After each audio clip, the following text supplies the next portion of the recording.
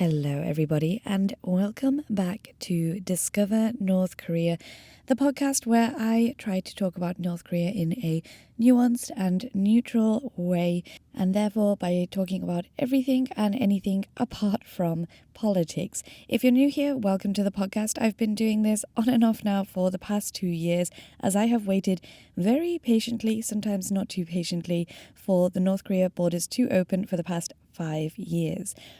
I'm Zoe and I have worked in North Korea tourism for over 7 years now and made multiple trips throughout the country, and I am happy to finally announce that North Korea is back open to tourism, kind of. So there is a bit of a caveat there. And if you listened to the podcast last week, you'll know what I'm talking about. Rason is open in North Korea, that is North Korea's northeast, but Pyongyang is not yet. So before I get started on this episode, which will hopefully be a little bit less chaotic than the last one, my apologies for that. I was very excited to have Greg back from his first trip into North Korea. I was very excited to chat to him, and I was also in a random hotel in the middle of Dhaka. You should have seen my setup trying to chat to him. I literally had a chair on top of a bed. It was all a little bit crazy, and I had, minus hours of my life to try and do it. Everything has been incredibly hectic for the past few weeks, and no amount of preparation could have prepared me for this. Actually, 5 years of preparation prepared me for that day. And I am not kidding. I had literally prepared so much for that time. For the past 5 years, I've been prioritizing not doing things in order to be ready for that day. And I think I mentioned this last time. In 2024, I got sick of this. 4 years of not doing things because I was worried that North Korea would open. So I decided to do things. And one of the literal things that I didn't sign up for in 2024 because I was scared North Korea would open, a 100k marathon in the Taiwanese mountains, I literally signed up for this year. And I kid you not, it is next week. It's supposedly next weekend, and I can't go because I'm going to North Korea for the first time. Anyway, life. So before we get into this podcast, which I say will be less hectic, but come on, you know this podcast, it goes a little bit here, there and everywhere. But it does aim to basically talk about what's happened in the past 5 years. North Korea now open to tourism. Let's get stuck in. It will be very tourism focused. Before I then go to North Korea next week, the next few episodes will be fun, I hope, but probably just as crazy in terms of the setup as this one. For the next few months, I am traveling. Again, like I said, in 2024, I kind of gave up waiting for North Korea. So obviously I had loads of travel booked. I'm going to Afghanistan for several times. I'm going to Syria, Libya, Socotra, various places.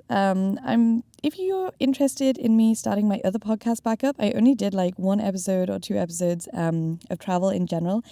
I'm actually really keen to do that, so if you're interested, do let me know. But I do hope to keep up this podcast at least once a week and maybe once every 2 weeks for the next few months. It probably will be very heavily tourism focused, and we'll probably have Greg back on the podcast a few times, maybe the gang at Choreo Tours. For the next couple of episodes, what you can expect is I will do 1 more episode next week before I go into North Korea. And actually the episode that you will listen to next week, that will hopefully come out on Thursday, will be when I am in North Korea. And then the next few episodes after that, I hope to take you basically on a trip to North Korea in the same style that I did when I visited the Chinese border, when I visited Dandong, when I visited Chiangbai-shan. Those kind of styles were me taking you along for the trip. So if you have anything you particularly want to hear about, see about, do let me know. You can email me on zoediscovers@gmail.com. You can also message me on my social media platforms at Zoe Discovers or at Zoe Discovers NK. So do make sure you're following me on those platforms because I will be posting a lot about my trip in North Korea, and it's always fun to kind of see those stories as you're listening along with the podcast. I also want to mention I'm starting my Patreon back up again. I mean, it's kind of just been a little bit quiet there recently, but I do want to give a massive, massive thank you to my patrons who have been there this whole time, supporting me in the background when I haven't been able to post a lot, supporting me when I have been not motivated to post about anything, and, you know, loving the content that I have been putting out. It really does give me the motivation to keep this kind of stuff up. It lets me know that, you know, people are still interested, even when to me it might seem like really, I don't know, like I've gone over the same content over and over again. It seems that you guys are still interested. So it really does give me the motivation to carry on. And I guess my tone has kind of been changing recently on my Instagram. I think I've been getting a little bit more political, but not political in the sense of, you know, talking about North Korea politics. I always said that my Instagram would be apolitical, and I think I'm keeping up with that in the sense that, you know, I don't want it to be about North Korea politics, because that is my actual aim, is to exactly have everything apart from the politics. But recently, you know, people have been calling me out as a Russian spy. This one comment on a viral video I had, you know, something like 100 likes, that someone had dug deeper and found out the truth that I am a Anglo-Saxon, I am a Russian spy posing as a Anglo-Saxon, you know, in order to help Putin's regime, something like that. And it's just really funny because a couple of years ago I went viral on TikTok and the same thing came up. I think it's the blonde hair and blue eyes. That doesn't help. But I did mention in my stories when confronting this comment that it is a bit strange that I am called out often for being a Russian spy, yet I've been to Russia once. I don't speak any Russian. I speak fluent Chinese. If you want to call me out as a spy, that would be the way to go. But yeah, I think I'm too blonde and blue-eyed for that one. For the record, I am not a Russian spy. But I suppose that is something exactly a Russian spy might say. Anyway, I've been kind of confronting these comments, whereas I used to ignore them a little bit. But it's fun. It's fun for me because my channel and everything is going down a new route. And it is really linking up with a lot of stuff that I am doing in terms of the academic things. So I'm going to go into that in a little bit more detail. But with the PhD that I'm doing, which is basically focused around media and North Korea and media perceptions and things like that, it's kind of nice to be able to use it on my social media platforms as well. And it seems like you guys are liking that. So do head over to the social media platforms if you're up for a bit of a fun debate on all things media and politics. So after this rather long intro, let's get into this second podcast. Let's get into this podcast episode where I'm going to get everyone up to date on what is happening in North Korea, what I've been up to for the past 5 years, everything about Rason, everything you can do in Rason, and Pyongyang, what's happening? Okay, so without further ado, let's get started. On the 13th of February 2025, Greg, my colleague, and Koryo Tours finally made their way back into North Korea after a border closure of over 5 years. Now, I was the last one out of North Korea when the borders first closed. That was back in January 20th or somewhere around that time. I'd gone on a skiing trip in North Korea, which was definitely a lot of fun. So it's been over 5 years since the borders have been open to tourism, and they still haven't gone back to how it used to be. And I will kind of address what's been happening as well with that. But on the 13th of February, some travel companies were invited to go to North Korea, basically in preparation for tourism. The company that people work with in Rason is a different company to how they work in the rest of the country. So there are several tour companies, local tour companies, I'm talking about now North Korean tour companies that work throughout the country. mainly based in Pyongyang. There is, and they have different branches throughout the country. But the one in Rason, because Rason is this special economic zone, Rason is a little bit different. It is an entirely different company. And funnily enough, it was impossible to contact with them. I guess someone higher up must have said, hey, yeah, we can start tourism, but they forgot to tell the tourism companies. And the tourism company hadn't paid their phone bill. It was impossible to get in touch with them. Either way, we managed to figure out the travel permit, which is different in Rason again. And here I am hopping to various different things. It's not a visa. It's not that blue visa that everyone sees. It is a stamp in your passport after you get your travel permit sorted. Basically, this travel permit is then listed, your name is down, and so when you arrive at the border, you basically just get your visa, passport stamp. It's not a visa, it's a travel permit. You get that fixed into your passport because it's just like a normal stamp, and then you can enter through there. So we were able to get this sorted once the Chinese border decided that it was going to open, because of course the Chinese border was closed and we had no way to control when it would open, if it was going to open, things like that. It also fell around the Chinese New Year holiday, so we knew that it would open after the Chinese New Year holiday. For about 2 weeks, everything was completely up in the air. We had no idea what was going on and no ability to contact the local partners who hadn't yet paid their phone bill and who don't really like to reply to emails, although apparently they were receiving our emails. I want to address a couple of things first as well, because there's been a lot of talk about, the first person into North Korea, the first Westerner, the first British person, the first this, the first that. In the last podcast, I think Greg said something really important, that one, it doesn't matter. It doesn't matter who's first. It's all about the engagement. It's all about, North Korea's opening. It's ready to engage once again. And it's something that I myself and at Korea Tours, and obviously Greg, really believes in, is that we believe in the positive impact that tourism does in North Korea. And finally, we're able to start making this positive impact once again. However, I work in marketing.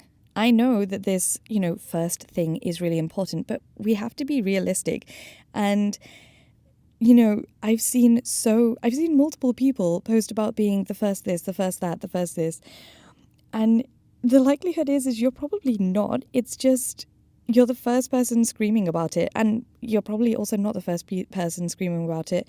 For example, a colleague of ours who's British went back into North Korea, into Pyongyang, by the way, like a year ago now. And we kind of, posted about this. He didn't go in as tourism capacity. He went in, on a business capacity. But he wanted to keep this a little bit more on the down low. Absolutely fine. But I saw a post recently about someone being the first British person back into North Korea in over 5 years. And I'm like, okay, like if that makes you happy to believe, then that's fine. Good for your marketing. But it's not true. And we have to say as well, a lot of the time, we're not the first foreigners back in North Korea. Russians have been going in for over a year now, and they go to Pyongyang, not just Rason. In fact, not Rason. They've been going to Pyongyang, which is, let's be honest, so much cooler than Rason. So there have been foreigners going back into North Korea frequently for the past few months, and in not a small capacity as well. I mean, in a very limited capacity, but it's not just been one or two. There have been other people going back into North Korea. So if you want to believe the hype on first this, first that, I totally understand. It makes good content, but just remember, one, it is not super important. It's not the reason why we're going there. And two, you're the first one that's shouting out about it, but it might not be the first person actually going in. There is a lot of things to consider, nuance to consider, people going in different capacities, business, NGOs, stuff like that. That has been going on. So just kind of bear that in mind. Even as tourism as well. So just bear that in mind when we're chatting about, who's been going back and who hasn't and all of this kind of stuff. in terms of Pyongyang and the Russians going back, I do just want to chat about that quickly as well, because many people are wondering, well, why is it just Russians? Can we go back? Can I go back? Unfortunately, it is just Russians at the moment. And whilst I don't like to speak politics here, it does seem to be connected with the fact that certain people are getting friendly with certain others, and different issues are going on in the world. North Korea, Russia relations, and everything that's going on about that. It does seem to be connected because these are not regular tourist trips to North Korea. Now, they are and they aren't. So don't get me wrong. These Russians that are going in are just tourists, and they are only going in on a tourism capacity. However, they're very limited in the numbers that they're taking in, and they're not like anything like tourism used to be in Pyongyang. And they're kind of more special delegations, it's because it's kind of politically fueled. And again, it is just tourism, but it's tourism available because of this friendly politics that's going on. It means that it's, in a much smaller capacity than anything before. It definitely doesn't mean that Pyongyang is open like anything before. It literally just means that, there are special permissions because of special things going on. And this company, they can only take Russians. So if you're thinking about trying to get on one of their tours, things like this, it is only permitted for Russians. That's just what's been happening. But we do hope, obviously, that Pyongyang opens again. So what's happening in Pyongyang? Let's talk a little bit about that now. And let's talk a little bit about what we can expect for the next few months from North Korea, and I guess a little bit of an insider scoop from the North Korea tourism industry without giving too much away. So when can we expect Pyongyang to open? Should you wait for Pyongyang to open before you go to Rason? Well, that's the big question. I need a sip of my coffee for that. I will always say the same thing when I'm asked this question. And I recently put a Instagram reel out about this too that mentioned it. If you can wait, wait. If you are absolutely desperate to go to North Korea now, then go to North Korea. Rason is cool. Rason is fine. Rason is North Korea, and it's a great place to go to experience North Korea. It's very unique in that there is a lot less to do. There's fewer museums, there's fewer sights to see, there's fewer revolutionary things going on. But, instead of that, there's a seal colony that you can see. There is an island you can go to. There's the 3-point border. So there is stuff going on. It still is North Korea. If you've been following me for a long time, you'll know that for me, it's all about the people and the experiences that you get along the way. And of course, the people in Rason are, normal North Korean people. So if you're after getting a feel for North Korean culture and the North Korean people, then by all means choose Rason. But I think that you will probably still want to go to Pyongyang one day. Pyongyang is, the North Korea experience. And of course, once Pyongyang opens, there may be a chance as well that the rest of the country or, some other places in the country will open. For now, Pyongyang, like with the Russia tours, Pyongyang has been open, as well as a place called Wonsan, which is where you can go skiing in the winter and you can do some hiking in the summer. It's quite nice. It's on the east coast of North Korea and is around 2 or 3 hours drive away from Pyongyang, not super far. It's also the famous place where a new resort is being built, as well as home to the second international airport that, as far as I'm aware, is not running as an international airport and maybe never has just yet. Greg will kill me for this if he listens to this. He probably knows every single flight that's gone in and out of Wonsan for the past few years. I presume it's all domestic. Sorry, Greg. So that's in terms of the tours in Pyongyang. They've been nothing like they used to be. And I'm basically talking about, the Russia tours going on in Pyongyang because that's what we're basing our availability off as well. We are talking with our partners all the time.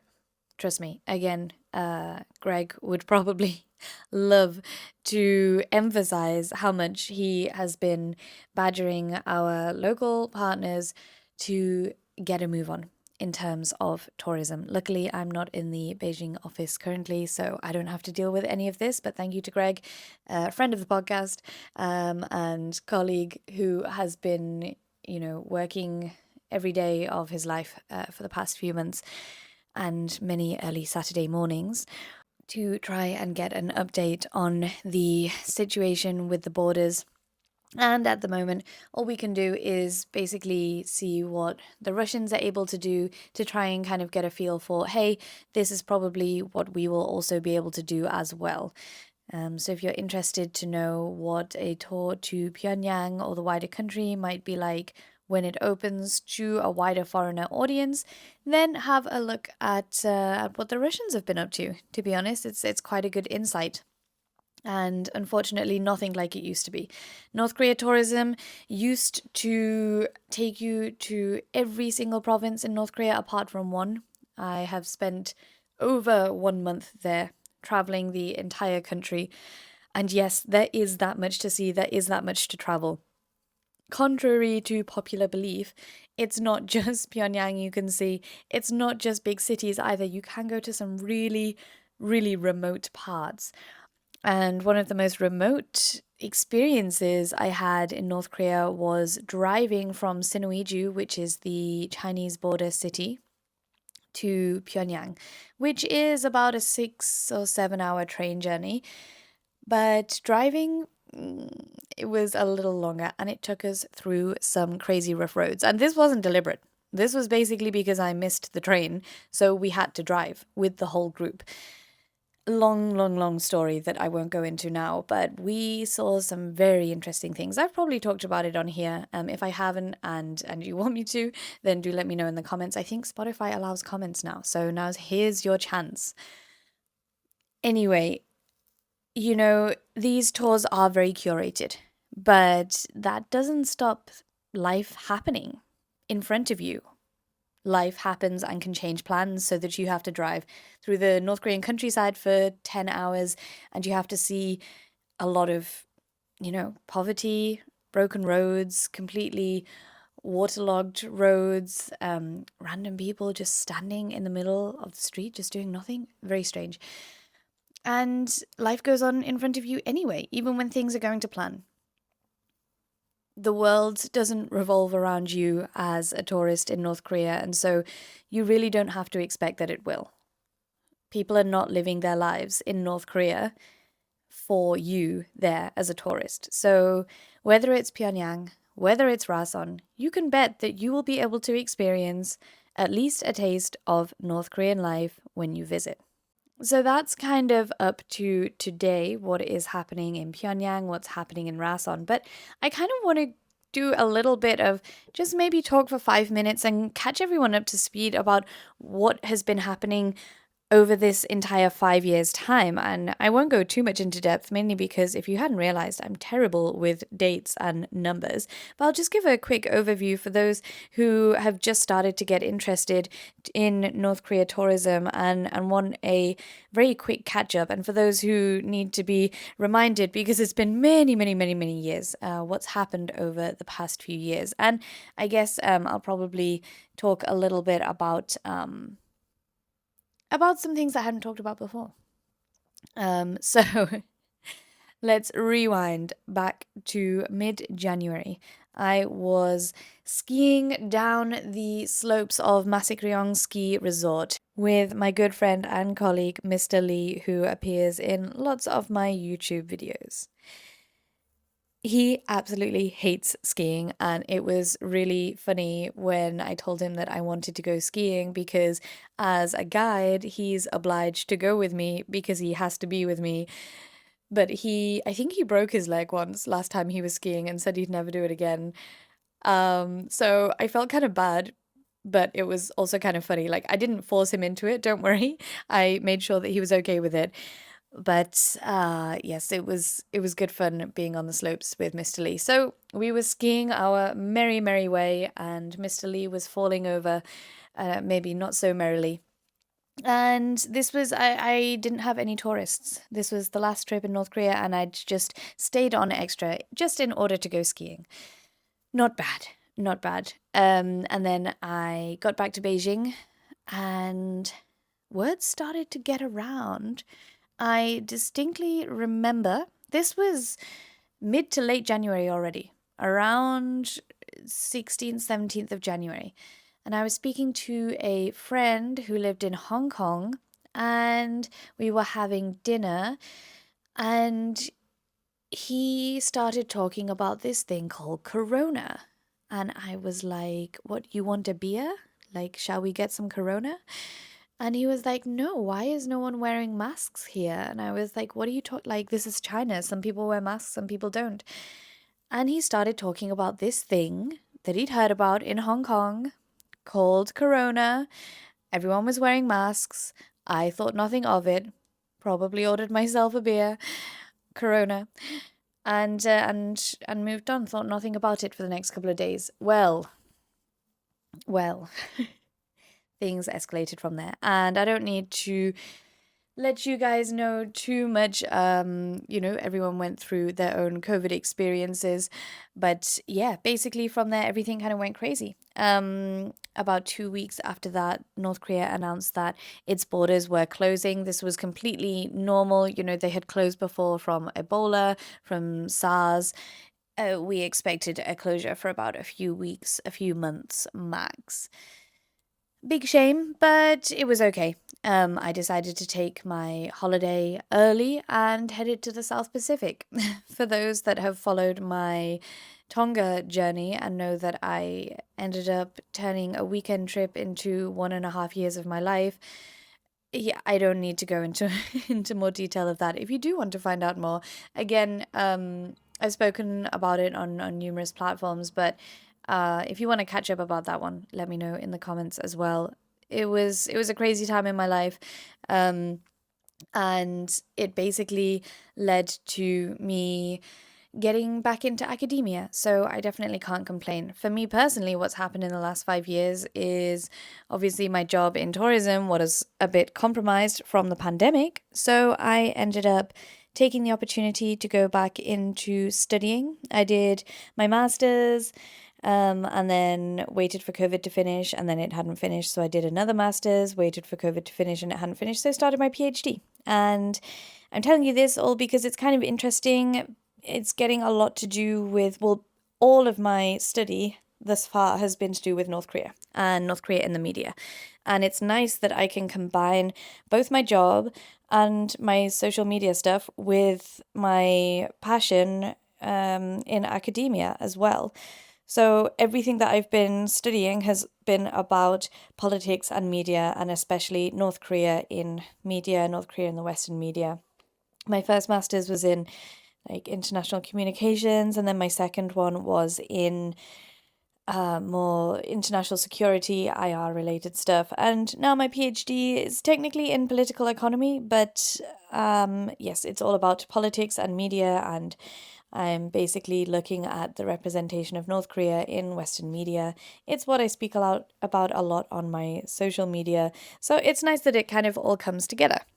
And like I was saying before, I'm starting to expand my usage of social media to explore these different areas. Recently, the comment about me being a Russian spy that, loads of people messaged me about, and even actually that commenter messaged me about. They messaged me privately and said, "Oh, so you're not Russian?" It's so funny that you would make such a damning comment and say, "I have done research and I have found out that she's a Russian spy," without even confirming that I'm Russian. And like, just ask. I mean, I know that no Russian spy is going to say, "Yeah, I'm a Russian spy." But at the same time, you can't make claims saying that you've done your research And yes, I can confirm she's a Russian spy without correctly doing your research. Anyway, it's things like that that give a nice opportunity at least to get a little bit playful. I'm not going to say political, maybe a little bit political, but mainly playful. And I'm just enjoying making everybody think a little bit more, I guess, and helping everybody to be critical thinkers when we consume media. Because actually, I believe that, and probably where my pathway is going here, is we consume media very uncritically in the West. And I truly think that media literacy is something that we are missing out on a lot of the time in the West. Media, learning media literacy is something that can help combat fake news, AI, scamming, all of this kind of things, as well as obviously politics, policy, all of this. The whole world is revolving around media at the moment. That's how we consume things. That's how we talk to each other. That's how we form our realities, is through the media. How much screen time are we getting every single day? Like, not just my phone, but my laptop as well. I get like 8 or 9 hours of screen time every day. And that's because I'm working every day, or studying. But still, that amount of media that I am consuming every day, that's completely wild. And I know that I'm not the only one that's consuming that kind of stuff and that kind of quantity. So for me, it's just very interesting to be able to show everybody, expand everybody's knowledge on North Korea, but also to play a little bit about with with the whole media representations and getting everybody to be critical thinkers when it comes to consuming the media. I've said it multiple times before, but all of this was fueled by one thing that a North Korean said to me once that really made me think. I think we were talking one day about the media, I just about like the news, the newspaper. Maybe he'd asked me like, "Oh, what's in your news recently?" The North Koreans often ask that kind of thing, like, what's been going on. Often they get their news a few days late, or they get it censored, things like that. So we were talking about the news, and then I asked him what was in his news, and he was like, blah blah blah blah blah. But then he kind of scoffed, and he was like, "Actually, it's not what is in our news that we look out for. It's what's not in our news." And, he meant like if there was supposed to be a big event coming up and it wasn't reported on, then it probably suggests that it didn't go quite well or something like that. But the thing that really jumped out to me was how active they are as consumers of their media. They're very aware that their media is not telling them either the truth or the whole truth, or that it's, it can't be relied upon, basically. And they're very aware of that. So they're very active consumers of their media.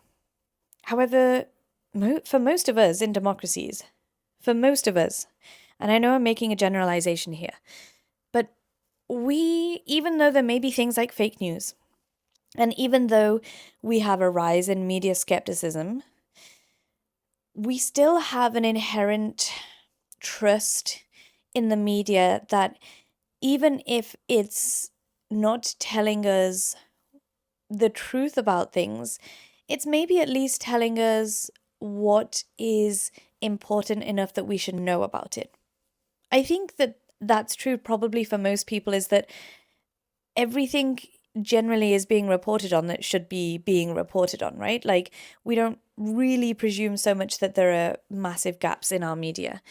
And I think that we generally do have a certain level of trust that means that we're more passive consumers of media. You don't get people actively trying to think, "Oh, what does that mean?" Or, "Oh, what did they miss here? Oh, what actually happened? Oh, they didn't report on that. They didn't report on this." I think we're getting there. But for the average person, I think that media is just generally quite passively consumed. And in that way, I think that our media can somehow be more dangerous than the media that you might get in North Korea because we are unaware that we should be more active consumers. Anyway, that's just my hot take. And I hope that came across as I wanted it to come across. That's just some things that I've been exploring, and I'm happy to explore it more on social media as well. As you know, I go back to North Korea and start to get more active on all of my accounts. So that's what's happened with me over the last 5 years in North Korea. Um, it's been crazy. My gosh, there have been multiple times when I have had my bags packed, ready to go. There was even a time that I went to Beijing, all the way to Beijing, and stayed here for a few nights. And yeah, the last time was a few months ago. I was basically ready to go back into North Korea, and that fell through.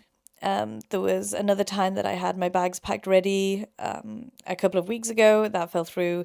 There was a time about this time last year when it was bags at the ready, have your passport packed.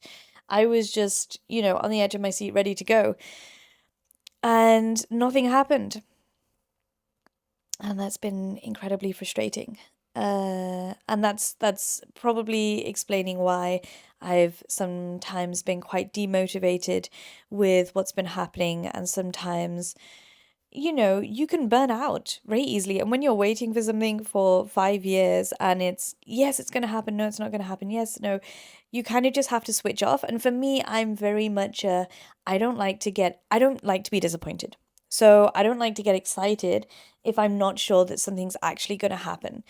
And so I'm excited to go to Rason because I'm not worried that won't happen. Like, that's already fixed. We've had some groups going in. Like, I know that I will be able to go. Um, but for anything else in terms of, getting to Pyongyang and things like that, I'm not getting excited about it. I'm not getting my hopes up because I hate to be disappointed. It would only be when I make a touchdown there that I would finally get very excited. And then you could definitely see the excitement all over social media, all over all platforms. So back quickly to the timeline so we can jump over this. I know I said it'd only be 5 minutes, but let's be honest, I get carried away.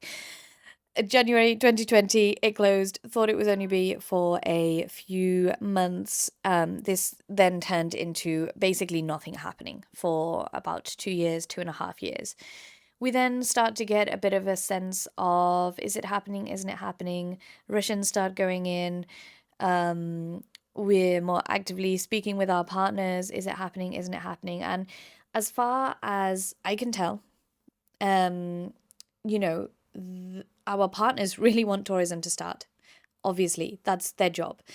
That's their passion, but that's also how they make money. I think it's just a case of things being held back for whatever reason it may be. And I do think that COVID is still playing a part in that.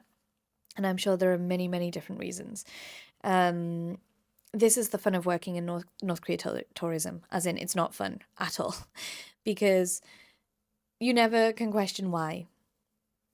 Because you'll never get an answer, or the answer may not be known. There's several layers of power, and you don't know who is calling the shots, and you don't know who is blocking what, and who wants what, and who is benefiting what. And oh my gosh, it's a crazy industry to work in, and it's tiring. You can probably hear it in my voice that it is tiring.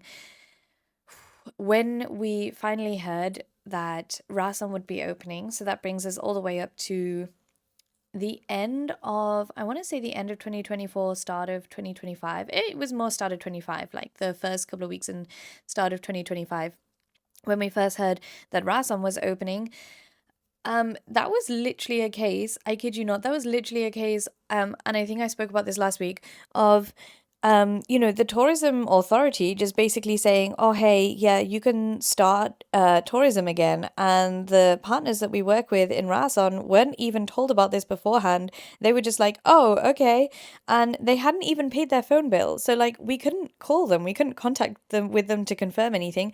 And of course, yeah, sure, it's one thing for tourism to be able to start, but then we had to wait for the fact that the Chinese border needed to open. The Chinese border was physically closed. There had been, there's no one going in and out of that border for the past 5 years. So the border was closed. And of course, we have not that we have any power over the North Koreans, but we also definitely don't have any power over the Chinese authorities. So we had no idea when the Chinese border would be open, but this news came out, international news that Rason is opening. So then we suddenly had to do something. Oh, okay, well, Rason is opening. Everyone wants to book a tour, but we have no idea when it's opening. It could be in 2 days, it could be in 2 years. Like, whenever China decides they want to open the border, we decided to make an educated guess that it would be after Chinese New Year, which was going to finish mid-February time, or the first week of February, I think it was. So we made an educated guess to have the first tour, I think, just a few days before we actually were able to do so. So I think we were 4 days out in our guess, which honestly is pretty darn impressive. Like, I'm really impressed with that, considering everything, considering that it's been 5 years, we were able to guess it to the 4 days. Then it is pretty good going. But believe me when I say, at the Choreo HQ, it has been stressful because it's not just, you know, a business that we're trying to run. It's like it's tons of guesswork. It's it's they don't make it easy for us, the North Koreans, I have to say that. They don't make it easy. But that pretty much gets us up to 2025, where we are now, where we had the first our colleague in, Greg, went in, and that was part of it, like a special delegation. A few tour companies were invited to go, and that was without tourists. And then we were able to bring tourists in last week, and now we have tours running like pretty much twice a month for the next few months. So now you can get your Rason tour booking on the go. And like I said, wait for Pyongyang if you want to wait for Pyongyang. If you can't wait for Pyongyang, come to Rason. Let me know in the comments, what kind of dates that you would be looking for. If you have any questions, these kind of things, just let me know.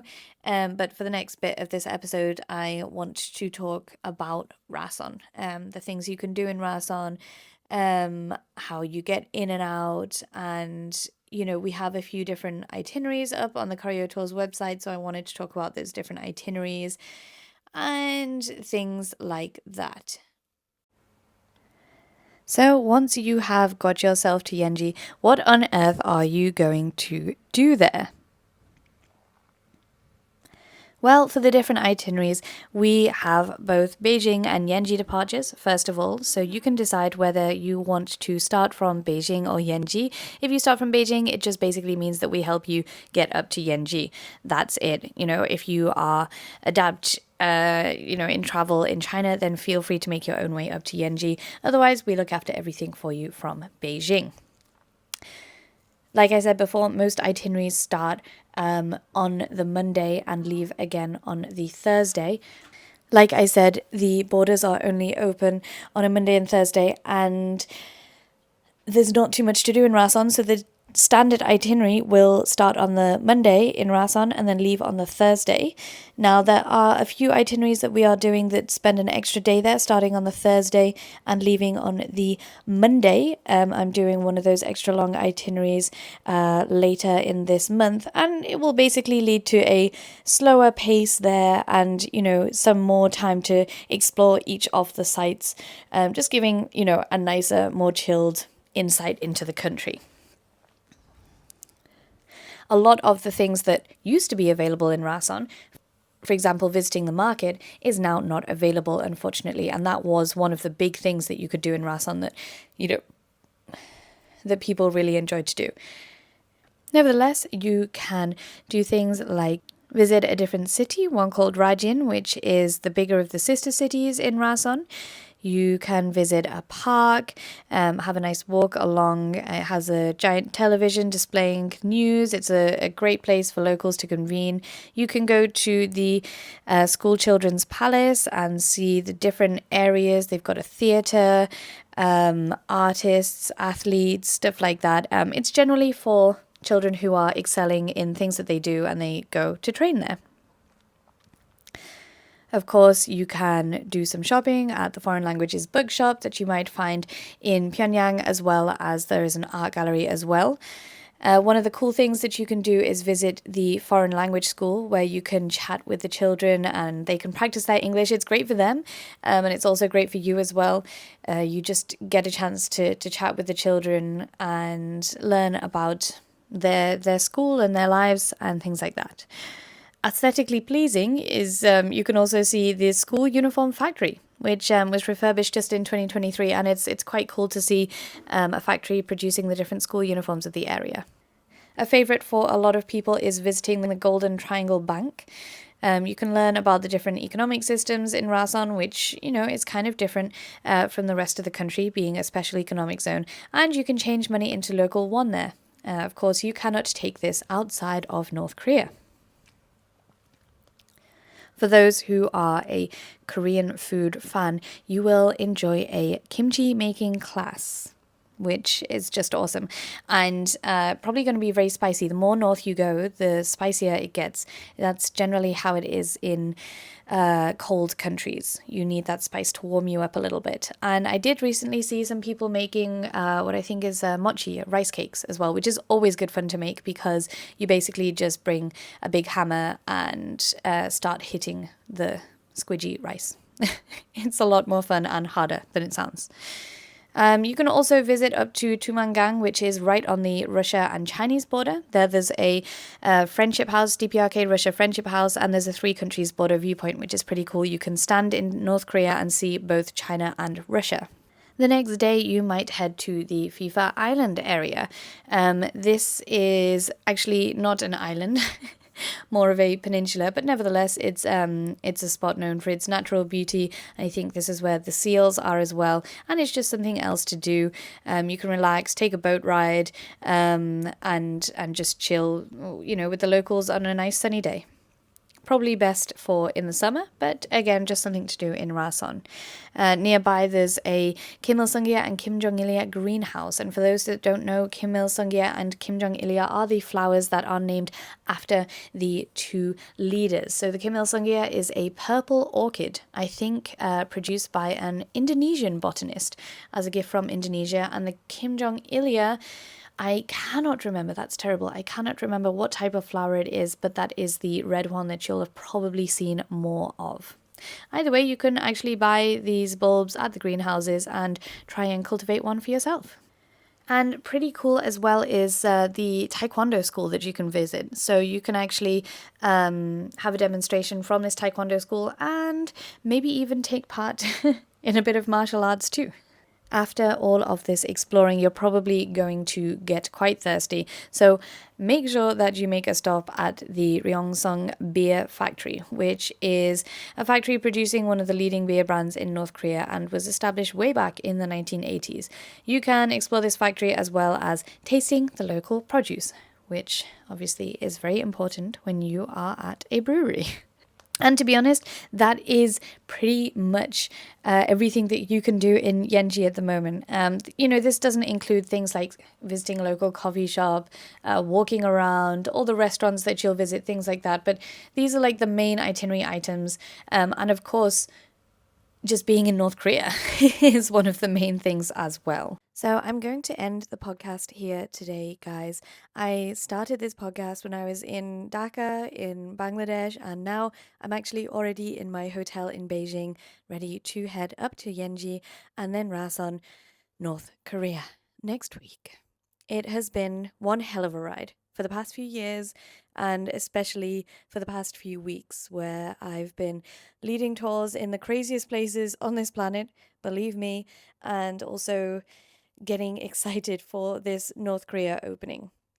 I've been trying to keep up with as much things on social media as possible, but do bear with me. I know I promised that I would get this podcast up and running once a week. I'm gonna try as much as possible, but I can't promise that there will be one next week.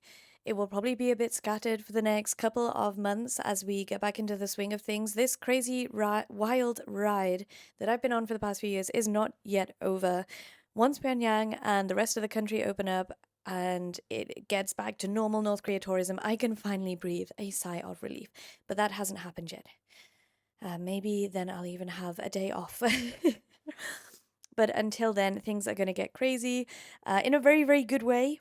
And it's going to be a lot of fun, a lot more fun than the past few years have been for everybody. Just bear with me, a little bit of patience, and thanks for sticking around until the end of the episode. I hope you did grab a cup of coffee or a cup of tea to prepare for this little chat that I feel like we had together.